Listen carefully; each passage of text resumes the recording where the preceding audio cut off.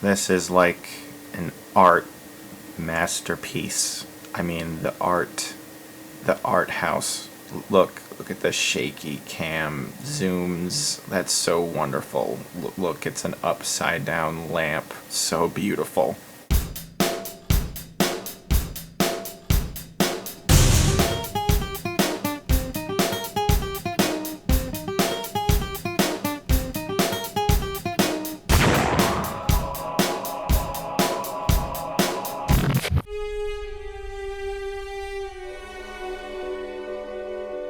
We're alone.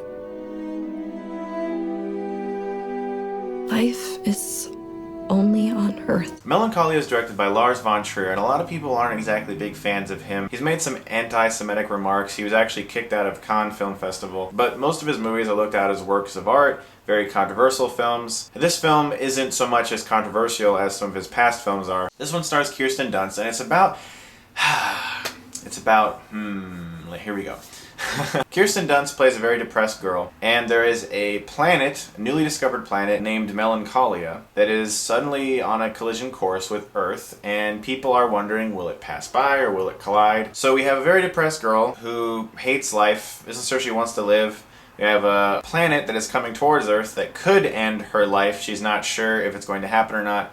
And it's kind of a drama about sadness and depression and acceptance. And not for long. It has a very similar feel to Tree of Life, actually, where it's kind of euphoric when you're watching it, but it also makes you feel sad and you're not exactly sure why. I looked up melancholia, and melancholia, according to the dictionary, is a depression state of mind where a person is extremely sad and has ill-founded fears, where they're just afraid of everything and they're not exactly sure why. It derives from the word melancholy, which is also a deep sadness or state of depression. So this film isn't exactly a fun movie to watch. It's one of those movies where you admire it for its craft, but it's not the movie that you go to have a good time.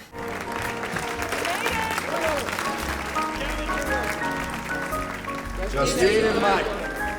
Never seen you look so happy. I think because the film so accurately portrays a deep depression, someone who's going through extreme sadness, that it's difficult to watch. But I really admired Kirsten Dunst's performance. I thought she was excellent in the film. She won Best Actress at the Cannes Film Festival. I've always liked her, and it's nice to see her doing something a little more ambitious. This is one of those movies that's very challenging, and it's hard for me even to review it. I admire it for its craft, similar to Tree of Life. However, I didn't find great enjoyment watching it. So if you are a fan of super art house films, very artsy, then you'll probably like this more than I did. Because I do like art house films. I think that sometimes art house films mask a poorly constructed story with that guise of, ooh, this is art, this is really artsy, so you will like it because of that. But there's weak story elements here. There's a script here that in a lot of ways is just has a lot of plot holes, a lot of weird things that happen that are never explained. I mean, like, there's this underlying plot element that Kirsten Dunst can tell the future or something, and it's never gone into, never explained, never explored. You're just kind of supposed to accept it. I thought you really wanted this, but I do.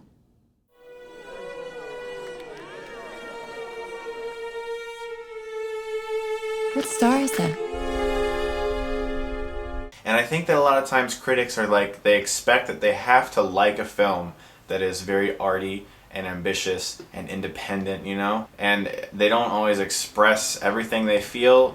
I don't know if that's true. I think it is for some people. But this film is a film that I can admire because of the way it's constructed and the way that it has definitely ambitious things and some really good images in the film. But I can't really say that I enjoyed watching it. I am, however, going to give the film a B, and I'll tell you why I'm going to give the film a B. I think that it's a good-looking film despite the fact that there's overuse of handheld cam. I don't want to say this is a bad movie because it's not a bad movie. It's really ambitious, it's big, and it's really well done in a lot of ways. And another thing is it accurately portrays depression and what people dealing with depression go through. So I can't fault it for that. It's just not an enjoyable film for me to watch. I didn't find a lot of pleasure in watching a woman deal with that kind of thing.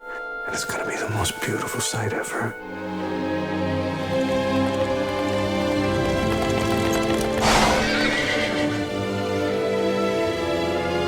The performances are great and it looks great, so I'm going to give the film a B. It honestly is the exact same feel I had after I saw Tree of Life. A little bit confused, I had to really think about it. If you are a fan of art house cinema, I am, but just not this much art. This is super arty stuff going on. If you like Kirsten Dunst, if you like Lars von Trier's other films, then I would check this out. If you just want to go to the theater to try to have a good time, maybe have some escapism, this is not your movie.